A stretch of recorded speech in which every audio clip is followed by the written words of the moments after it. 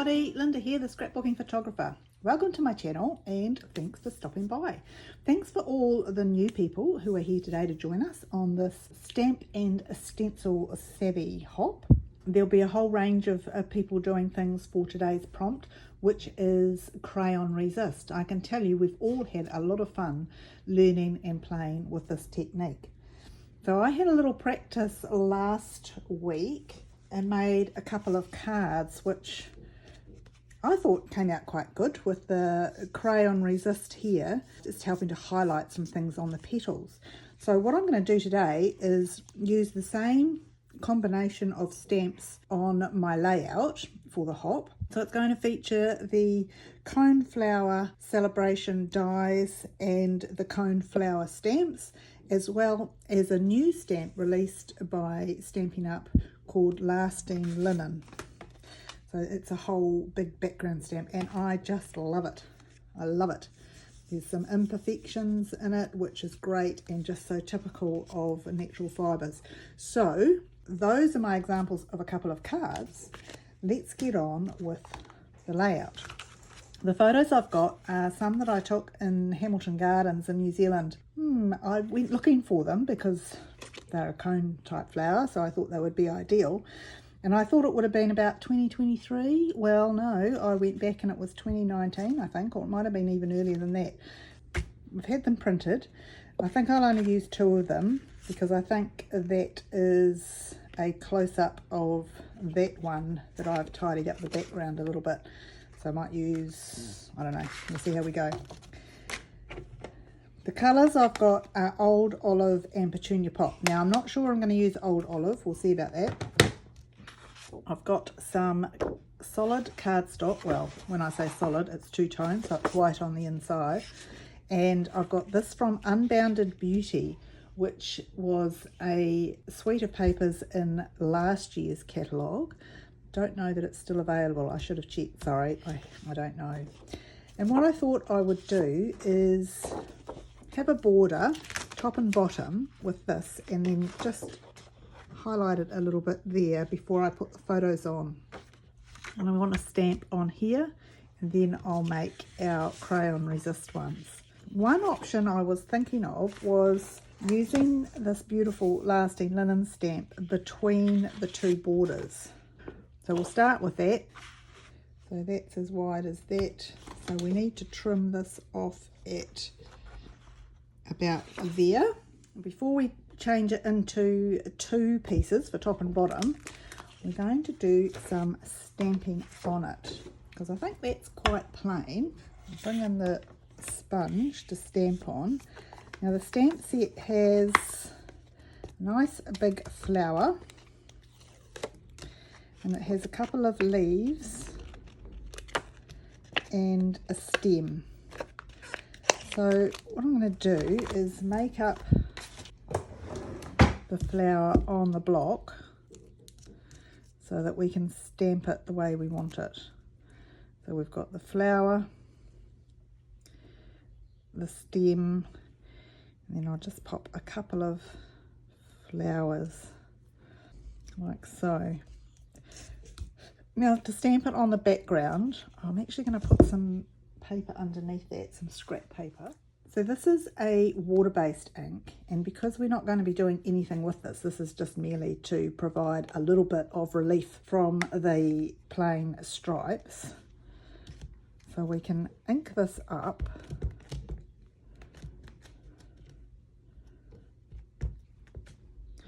Basically some secondary and also in different directions. So we'll turn the paper around just to mix it up a bit.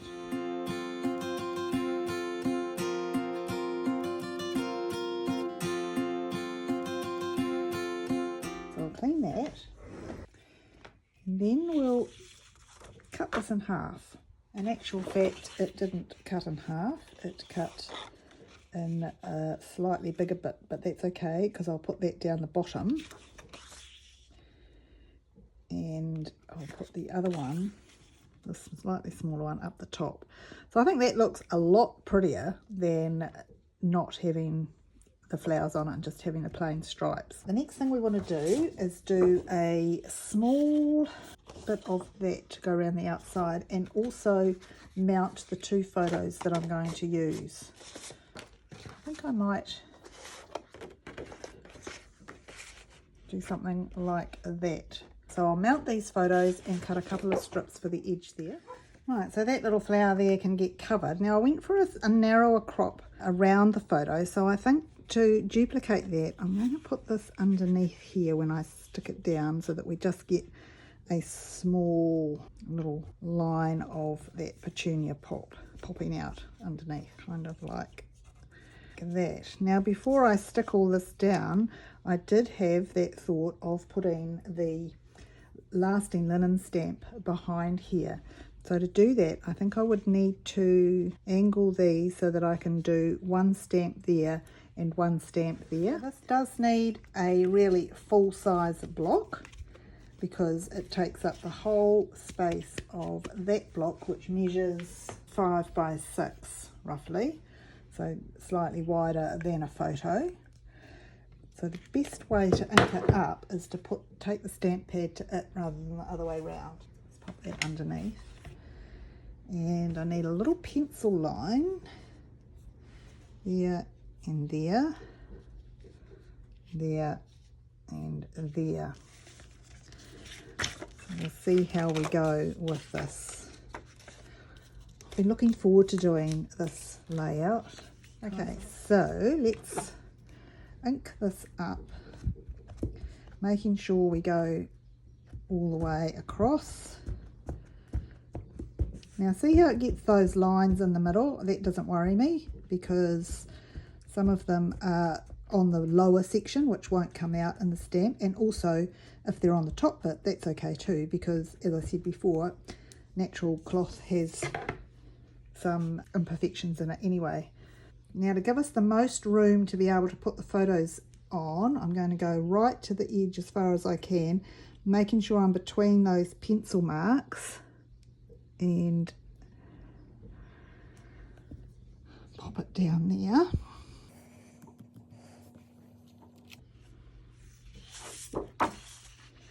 And the same on the other side. Now by turning it up, if there's upside down, if there's any repetition in the imperfections, then you won't see them because it'll be up the other way. Okay, so same thing, lining it up between the pencil lines and right to the edge as far as we can. Ooh, it's a bit crooked. And coming down.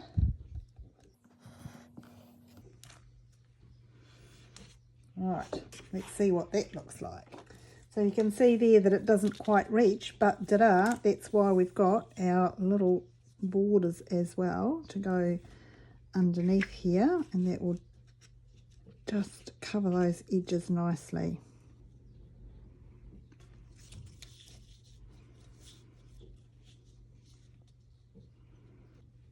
Right, so before I stick them down, I'm going to use a little finger dauber.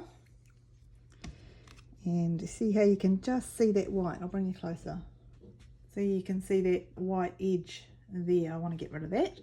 So I'll do that with the dauber and just literally doing that, daubing on the ink pad and running it along the edge, and that will give this a little bit of a highlight on the edge as well. Okay, and I'll also do it on this one so that it blends in nicely. So I'll do that to top and bottom, and then I'll stick it down, and we'll be back to do the photos and some crayon resisting. So then we bring in the photos, and let's see what it looks like with that lasting linen behind it. Yep, I really like that. Okay, so we'll leave it without a gap in between, like that. Right, I'll stick them down. Now for some crayon resist. The dies for the cone flower have a big one which we can fold out, and that is also the one that matches the stamp. So if you line it up along on here, you'll see that it fits that stamp there. So we've got the cone flower on there. Now to do stamping, we obviously need a sponge backing, so I'll take that out of the way. And because we're going to be brushing over it and we don't want the outline to run, you need to use an ink that is waterproof. So in Stampin' Up there is one called Stays On, which would be the one to use. I don't have it yet, but close to my heart had this one called Intense Black, and that's the one that I find is the clearest image of what I have available without being water-based. So we're just going to stamp. We want 3 of these. We want one that's going to be as a fold over. It can go like so. And then we want 2 more that we can cut out. So we just need to make sure we leave enough room for the fold over. So we'll do one there. That's a better image. And one there. Now I'll also leave that to dry a little bit because the waterproof ink takes a little bit longer to dry. So the stamps so the crayons I've got are just a normal set of Crayola. I did watch a video somewhere where they said the small crayons are better than the big ones because you can have a little bit more input over the direction. So this one is the one I've used so far, and if it gets dark you can just peel a little bit of that wax off and get back to a good white. So hopefully this is dry now. What we're going to do is just come down where these lines are and do a stroke of white crayon. Now this is a similar process, I think, to what we do sometimes with embossing powder, you know, where you put the white embossing powder on and heat it up and then colour over the top of it, wipe it away and you get it. But I have to say this crayon resist is A, quicker, and B, easier, and it's also a little less formal. So if you want a bit more of a artistic, I guess, it's not that anything I do is particularly artistic, but a little bit more rough around the edges, I guess, then this is the way to go. So different looks for different things. I'll do the same on all of them.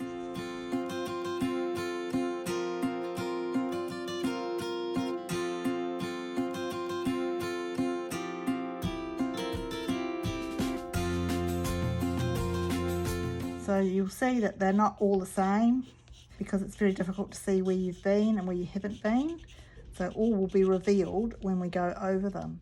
Okay, so we're going to start with a lighter ink, and that's Pretty in Pink. And that's just to imitate, I guess, the sun coming in. And we can go all the way over the edge of the flower. In fact, we'll do all of it, and then we'll just come in with the darker ink.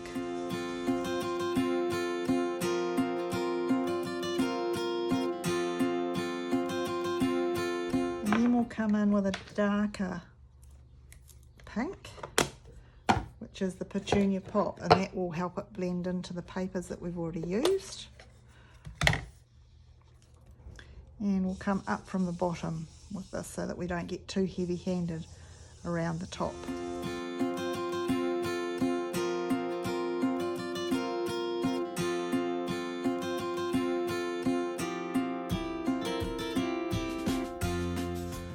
Right. And the next thing we need is a paper towel. And then we just come in and rub the ink off where the crayon is. And you see that gives us a bit of resistance. And then the same on this one.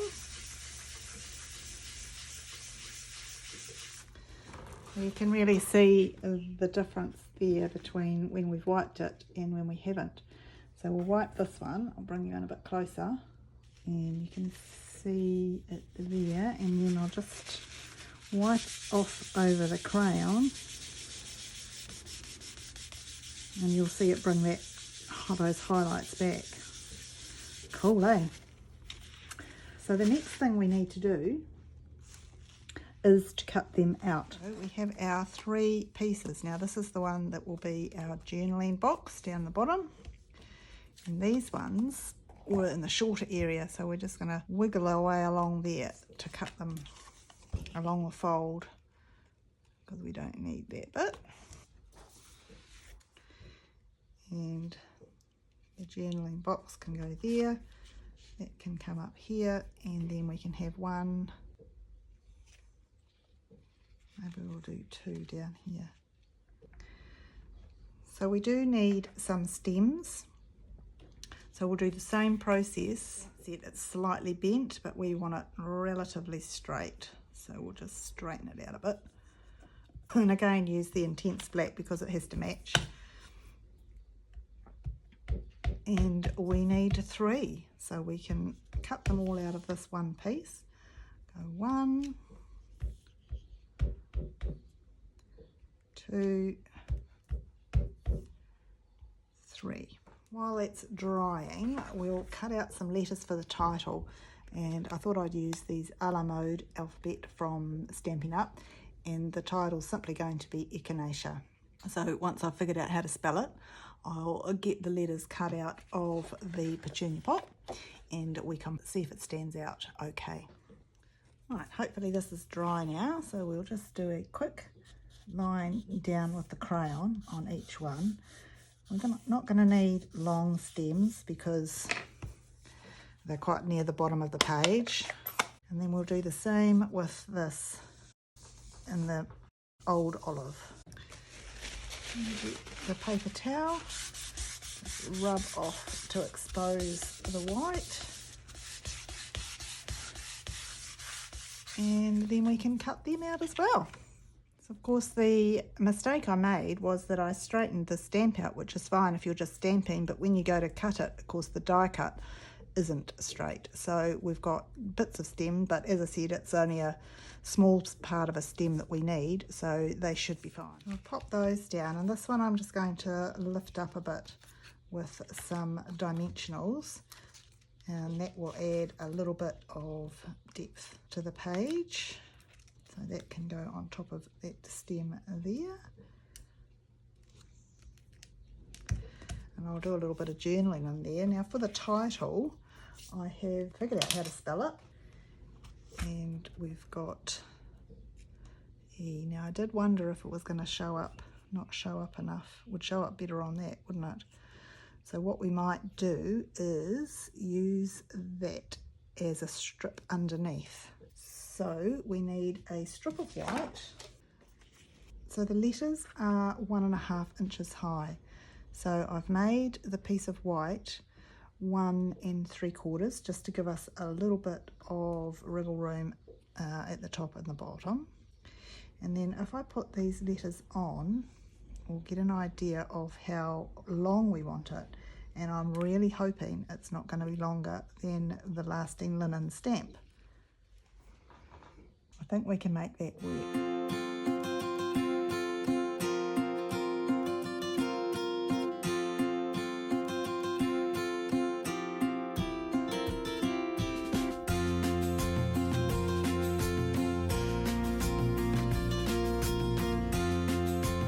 Use a little dot of glue in different parts down here.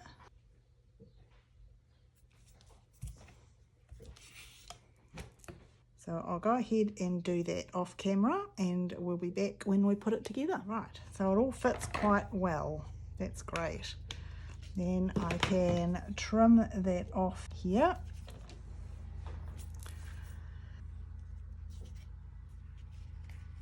And we've got these little bits that were cut off when we trimmed something down, the photos down, and I might just make a little kind of a banner there for that. In fact, I'll mount that onto there and trim it up and then have those there. So that's cool. Right, I'll just pop that right bang smack in the middle. Okay, you need to cut these stems off. So that's easiest done from the back.